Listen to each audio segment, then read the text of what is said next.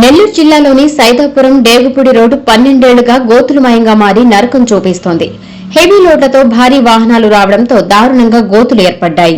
ఈ రోడ్డు కోసం తుమ్మల తలుపురు రోడ్డు వద్ద హనుమాన్ జంక్షన్ లో ప్రజలు రోడ్డుపై బైఠాయించి నిరసన తెలిపారు. కావాలి కావాలి డబుల్ రోడ్ అంటూ ప్రజలు నిరసన గళం వినిపించారు.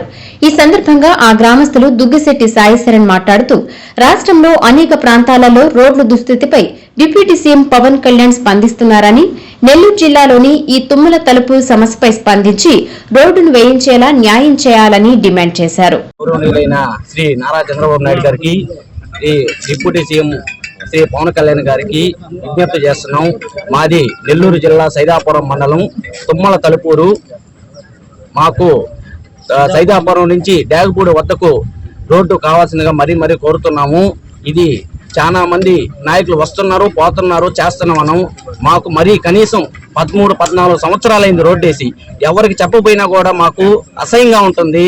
ఎవరైనా ఏదైనా కార్యక్రమాలు చేయాల్సి వచ్చినా మరీ ఈ రోడ్డు ఏంది ఇంత దారుణంగా ఉంది, మీరు వేయించుకోలేకున్నారా? ఎక్కడెక్కడ వేస్తున్నారు రోడ్లు, ఈ రోడ్డు కనపడలేదా మాకు? ముఖ్యమంత్రి చంద్రబాబు నాయుడు కానీ, డిప్యూటీ సీఎం పవన్ కళ్యాణ్ గారి ఇది మరీ విజ్ఞప్తి చేస్తున్నాం. ఈ వీడియో మీరు చూడవలసిందిగా కోరుతున్నాం. పవన్ కళ్యాణ్ గారు ఏ వీడియో పంపించినా తొందరగా స్పందన తీసుకుంటున్నారు. ఈ వీడియో కూడా మీరు తొందరగా చూడాల్సిందిగా మరీ కోరుతున్నాం. ఈ వీడియో ఆయనకి వెళ్లాల్సిందిగా కోరుతున్నాం.